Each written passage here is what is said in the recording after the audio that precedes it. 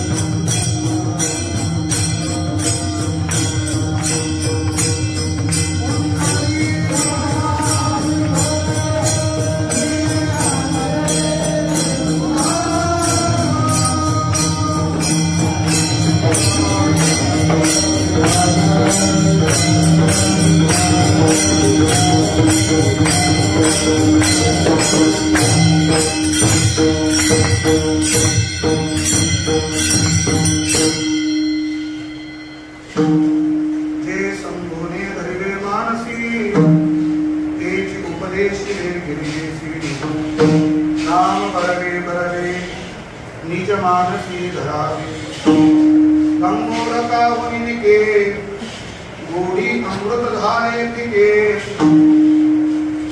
शीतल चंदना मुनि भरते सुंदर सोनिया मुनि परते भक्ति मुक्ति दायक हो बंध मुचरक बाबर उमा देवी वरे पद बनामदिदले सोपारे नाम बरवे बरवे निज मानसी धरावे ध्याये रागां मृतशरणं बद्धपद्मासनस्त्वं शीतं वासुवसानं नवकमलदलस्पर्शनेत्रं प्रसन्नं वामाङ्कारूढसीतामृतकमलकल्लोचनं नीरदावं नानालङ्कारगीतं ददतमोहितता वन्दनं रामचन्द्रं नमामि भगवत्पादं नमामि सद्गुरुशान्तं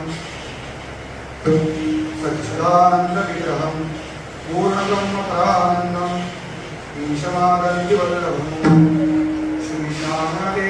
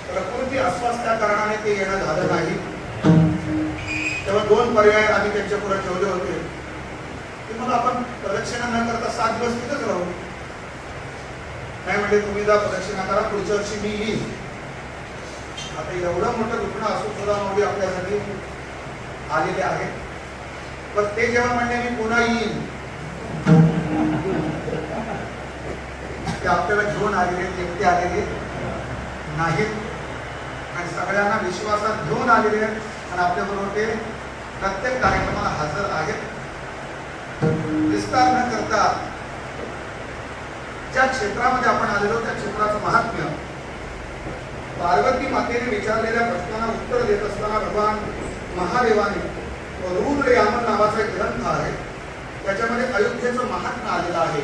30 अध्यायाचे स्वतंत्र प्रकरण आहे. आणि स्कंद पुराणामध्ये अयोध्याकांडाचं महात्म्य 10 अध्यायामध्ये स्वतंत्र आलेला आहे. तो स्वतंत्र विचार आहे. आता सगळं सांगता येणार नाही का? मलाच येत नाही. 2 श्लोक आपला जो ग्रुप आहे त्या ग्रुपवर टाकले होते दुपारी की अयोध्येला येणं किती दुष्कर आहे, दुर्लभ आहे. आपण सर्व सौभाग्य लोक आहोत की आपण यात्रेला आलो आहोत, यात्राच करणार आहोत आणि यात्रेचं स्वरपदरात घेऊन जाणार आहोत. बाकीच्या लोकांचा बोर्ड यात्रेचा असतो पण जाताना ती ट्रिपच होती. कारण फक्त तिथं लॉजिंग बोर्डिंगलाच महात्म्य, व्यवस्थेला किंमत असते, अवस्थेला किंमत नसते. तिथं सगळे साधू वृत्तीने जगणारी सगळी गुरुबंधू मंडळी आहेत. त्यामुळं या क्षेत्राला येणं, पुन्हा पुन्हा येणं आवश्यक आहे. का ज्या अधिष्ठानाखाली आपण इथे उभा आहोत ते माझे ज्ञानोबर आहे, तुकोबर आहे, आदी करून सर्व संत या क्षेत्रात आलेले आहेत. आपण आलो पण आपण कसे आलो? संतांची संगती, मोटार मार्गगती. आपण रेल्वेच्या साधनाने आलो, खरं पायीच आलं पाहिजे. तर त्या यात्रेचं अनंत साधारण अशा प्रकारचं महात्म्य आहे. रक्षणे पदे पदे, तेही चालत असताना पायात चप्पल नसली पाहिजे. जैसे रूपती खडे तैतै कल्मश खडे. त्र्यंबक राजाच्या आरतीमध्ये याचा विचार आलेला आहे. जेवढे खडे टोचतील, जेवढ्या वेदना होतील, तेवढे आपली कल्मश दूर होत असतात. असं हे महात्म्य आहे. म्हणून आपण जेव्हा दुपारी येत होतो तर सूर्या चौकातून काही साधू परिक्रमेला निघाले होते. एकाही साधूच्या पायात चप्पल नव्हती. रडरंत ऊन होतं आणि त्याही उन्हामध्ये हे महात्म्य अनवाणी चालत होते. अनेक कारण आहेत त्याची. अनुप्रजाभ्यहम ही एक आंध्रेणुही त्या भगवत भक्तांचं चरणरज जे निरपेक्ष आहेत, मुनी आहेत, शांत आहेत, निर्वैर आहेत, समदर्श आहेत, त्यांचं चरणरज आम्हाला लागावं आहे. की बुद्धीने हे महात्मे परिक्रमा करत आहेत आणि त्याच विमल बुद्धीने आपण सर्व येऊन थांबलेलो आहोत. या धामाची यात्रा आपल्या पूर्वसूंनी केली आहे. तुम्हाला अयोध्येचा स्वतंत्र उल्लेख कुठं दिसत नाही, पण उल्लेख आहे. पश्चिम प्रभास आदि करुणी वार्ता,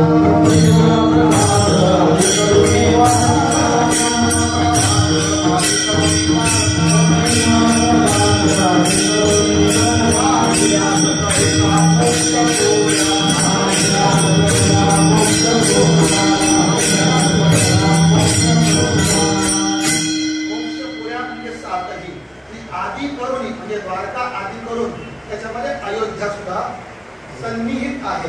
या अर्थी श्री ज्ञानोबा आणि नामदेव महाराज आदि करून महात्मे या धामाची पायी तीर्थयात्रा जेव्हा त्यांनी केली तेव्हा इथं आलेले आहेत. आणि यात्रेची जी नियम आहे की कोणत्याही तीर्थयात्रेला गेल्यानंतर किमान त्रिरात्र मुक्काम, तीर्थस्नान, तीर्थविधी, भगवत श्री विग्रहाचं दर्शन, साधू संतांचा सत्संग, त्या सगळ्या विधीचं अनुपालन करून त्या पूर्वसूंनी जशी यात्रा केली तशीच यात्रा करण्याचा स्तुत्य प्रयत्न आपण माऊलींच्या आणि बाबांच्या अधिष्ठानाखाली त्या ठिकाणी करत आहोत.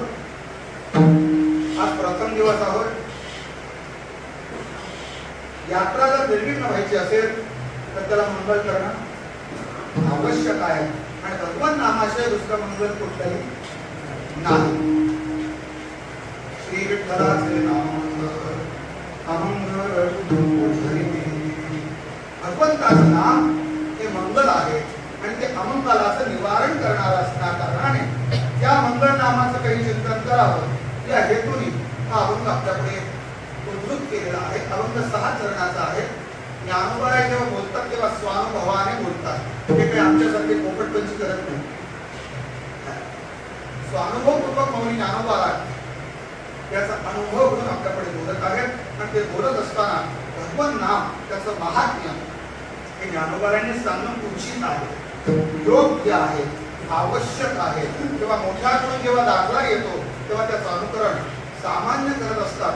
म्हणून ज्ञानोबाराय स्वतः योग्यांची माऊली असते, ज्ञान चक्रवर्ती जरी असते, निगमवल्ली प्रकट करणारे जरी असते तरी देखील ज्ञानोबराय श्रेष्ठ नामधारक आहे आणि ते नामधारक असल्या कारणाने त्या ज्ञानोबरायांनी आपल्याला योगाकडे न नेता नामाचं महत्त्व सांगणं हे योग्य आहे.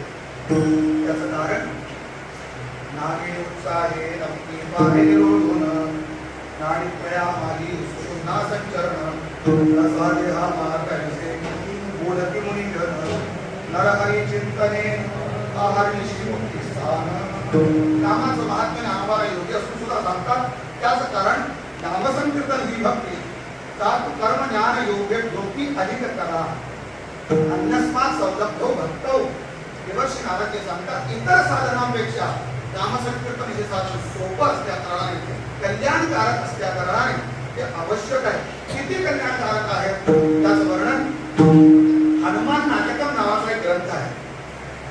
त्याच्यावरचा एक श्लोक आहे की जो श्लोक घेतल्याशिवाय आमचे पूज्य श्री गुरुचरण गणेश्वर शास्त्री कवी कोणत्याही संभाषणाला सुरुवात करत नाही. तो श्लोक कसा आहे कल्याणानां विधानं पावनं पावनानां पार्थेयं मुमुक्षोः सपदि परपदप्राप्ते प्रस्थितस्य विश्रामस्थानमेकं कविर्वचसां जीवनं सज्जनानां शिवं धर्मस्य पर्वतो भवतां भूतये रामनामं.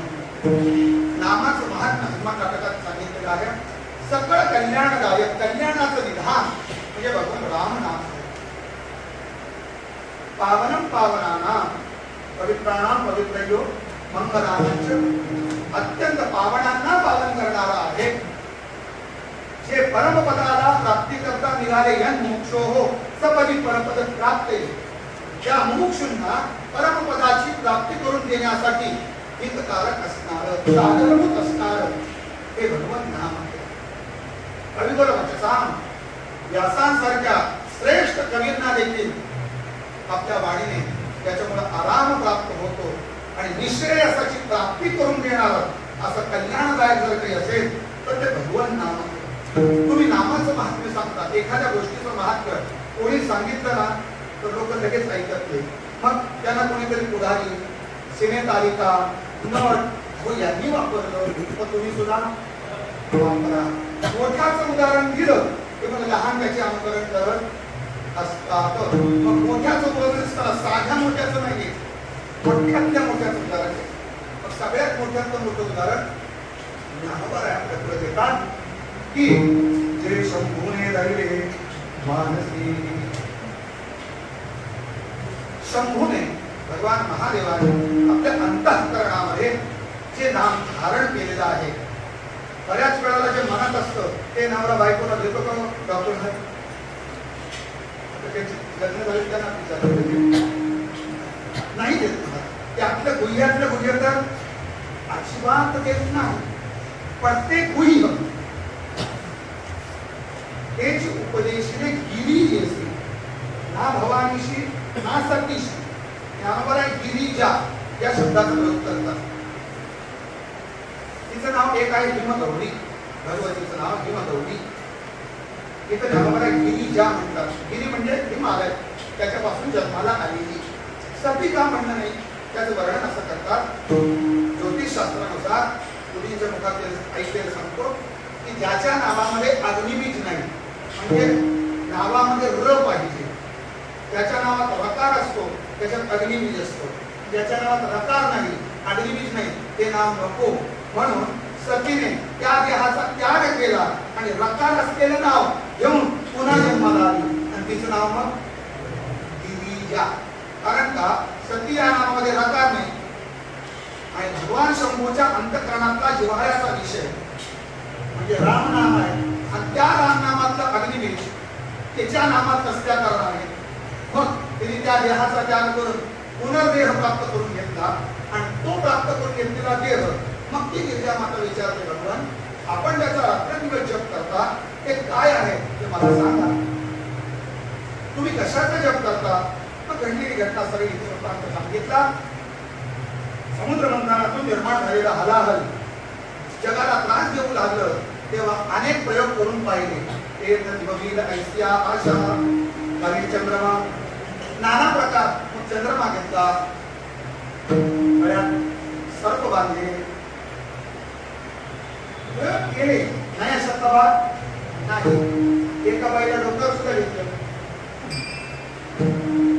गौरीला गंगेला शीतळ म्हणून, पण तरी देखील त्या विषाचा दाह शमला नाही. तो विषाचा दाह शमण्यासाठी ज्या भगवत नामाचा प्रयोग स्वतः भगवान शंकरांनी केला, ते नाम घेतल्यानंतर ज्ञानोबराचा जबाब आहे की तो निळकंठ ते नाम घेतल्यानंतर निवाला नाम बरवया भगवंत नाम पवित्राणी शोभ नाम स्मरे निळकंठ निज सुखे तो निळकंठ परमात्मा त्या नामाने निवाला. भगवान तुम्हाला ज्याच्यामुळं आराम प्राप्त झाले, विश्राम प्राप्त झाला, ते नाम करून त्या संपूर्ण अंगात नामाचा उल्लेख नाही, पण महात्म्य राम नामाचा नाम जपता चंद्र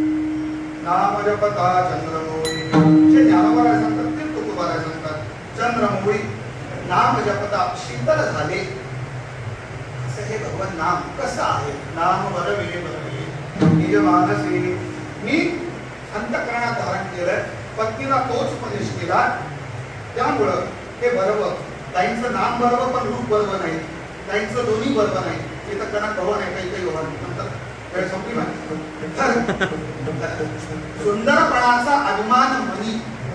दिसायला सुंदर आहे काही काही, पण गुणाला सुंदर नाही. सौंदर्याचं जे वर्णन आहे शरीराने सुंदर आहे, पण गुणाने सुंदर नाही. भगवंताचं रूप आणि नाम दोन्ही वर्ग आहे, ते आपल्या अंतःकरणात धारण करावं. ते अजून कसं आहे,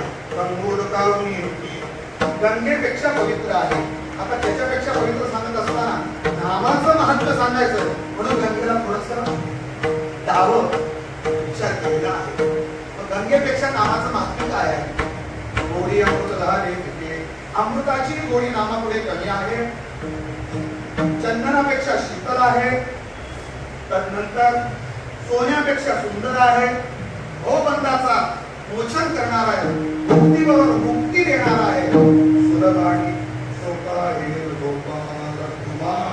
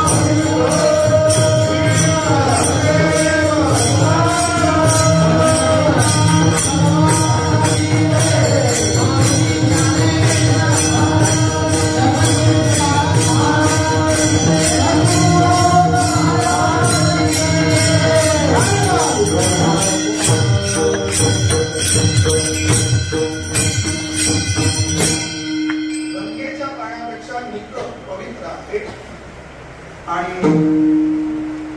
अमृत पिकं झालं. दोन मुद्दे मांडून सांगतो. अमृतापेक्षा पिकं कसं? अमृतातले जे गुण आहेत त्याही पेक्षा या रामनाममध्ये विशेष काही गुण आहेत का? तर निश्चित आहेत. अमृताची व्याख्या ज्ञानोबा करतात. अमृत नायते गाणी मृत्यू कथा. अमृत मरण वार्त. अमृत मरण वार्त म्हणजे मरण संपवतं का दीर्घायू बनवतं?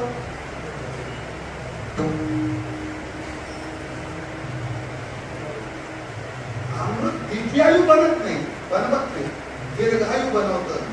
जर अमृत पिऊन दीर्घायू बनलो असतो म्हणजे दिव्यायू बनलो असतो तर देहाचे पुरंदर देवनी पाती उठे एकसरे 14 जणांची. ज्ञानोबा म्हणतात जो अमृत पिणारा आहे मृत्यू घाणे केले अमर. मृत्यूच्या घाणे केले ते ब्रह्मदेवाच्या एका दिवसात 14 गेले असते का? ना तरी अमृत रसस्वादनीय रस सकळ. अमृतामध्ये सर्व रसांचा समावेश आहे. सगळ्यात चवीला असं म्हणतात बुवा. आपण काही पिलो प्यायचं झालं तर जिवंतपणी मिळत. तुम्ही बाबा अमृत प्यायचं झालं तर काय करावं लागतं? अगोदर मरावं लागतं. म्हणजे या देहामध्ये अमृत प्यायचा अधिकार नाही. शतमक संपत्ती इंद्राचा देह प्राप्त व्हावा लागतो मग अमृताची पोट झाली. त्याशिवाय अमृतपान नाही. म्हणजे अमृताला प्राप्त करून घेण्यासाठी पहिलं मरावं लागेल. नुसतं मरून चालत नाही. शतमक संपत्ती करावं लागेल मग मरावं लागेल. आणि त्यातही पुन्हा ते अमृत पित असताना पुण्याचा क्षय होतो आणि पुण्याचा क्षय झाला की खाली यावं लागतं. ते पण मृत्वा असं आहे. पुन्हा ते अमृत केलं की मादक आहे अमृत. नशा चढते नशा. असे काही दोष आहेत त्याच्यामध्ये. 10-12 दोष आहेत. ते दोष नामात नाहीत. मग लौकिक ज्याला आपण अमृत म्हणतो की जे अमृत कवी असं सांगतात की ते समुद्रात आहे, चंद्रात आहे, परिणाम नागांच्या कण्यांमध्ये आहे असं सांगतात बाबा. की वधूच्या आधारात आहे आणि नंतर स्वर्गात सुद्धा. त्याला प्रतिप्रश्न असा केला जर समुद्रात अमृत असेल निघाला कुठून? तर समुद्रात असेल तर तो खारट कसा?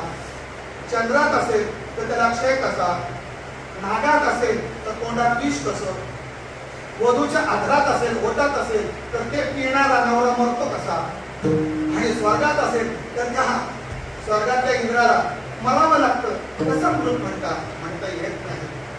आणि असं सांगतात की स्वर्गातलं अमृत पिलं की त्याला भूक तहान लागत नाही. पैसा अमृताचा निर्णय रसवेजयाचा तया क्षुधा पिशेचा रडू काहीच नाही. हे अमृत केलं की भूक तहान लागत नाही. ते अमृत आपल्याला प्राप्त नाही ना महाराज. पदरीचा वास नंतर अमृत किती पण का म्हणे अमृत सिद्धी अरे नशा आणि व्याधी. तुकोबारा सांगतात भगवान नाम हे अमृतासम आहे. त्याच्या सेवन जर केलं तर पुरुषाही क्षमते, व्याधीही क्षमते, भूकही क्षमते. बरं लौकिक अमृत पिलं, लौकिक नाही ते पारलौकिक आहे पण ते पिण्यासाठी अधिकार प्राप्त तर पुण्यक्षय आहे. पण नामामृत जर पिल्यानंतर पुण्याचा क्षय होतो का? पुण्य वाढतं. बरं ते पापाचा अमृत पिणारा सुद्धा पापात प्रवृत्त होऊ शकतो.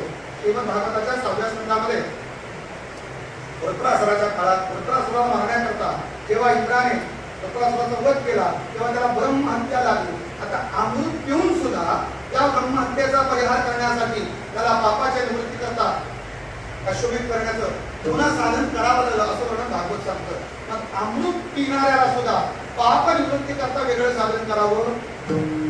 नामामृत पिणाऱ्याला एकदा नाम अमृतपान केलं की त्याला वेगळं साधन करायची गरज नाही. आणि ते तसं असल्या कारणाने ही गोडी ज्याला प्राप्त झाली ते नामदेवराय सांगतात असं जे भगवत नाम आहे अमृत जयास ज्ञानेश्वर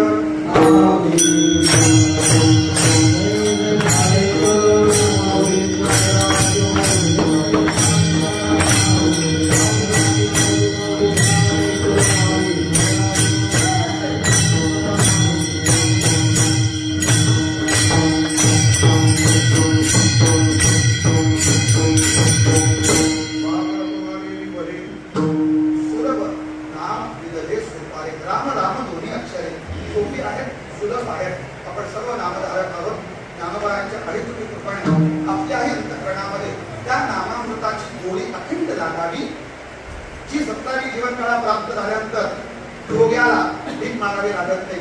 माझ्या तुकोबाराला या नामामृताची गोडी प्राप्त झाल्या कारणाने तुकोबाराचं पूर्व जीवन आहे या पोटा कारणेगा झालो आणि तुकोबाराला या नामामृताची गोडी प्राप्त झाल्यानंतर टाकीली पात्र जोडी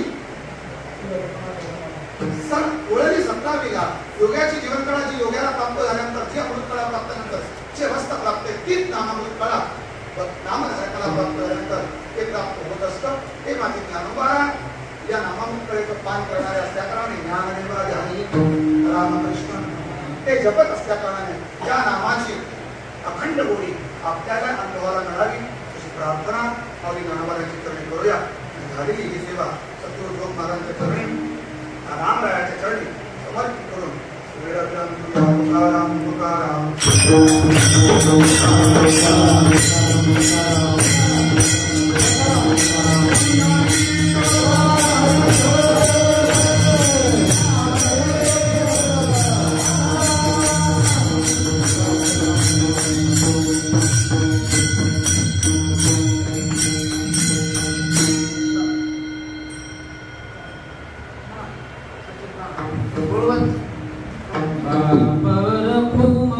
देवी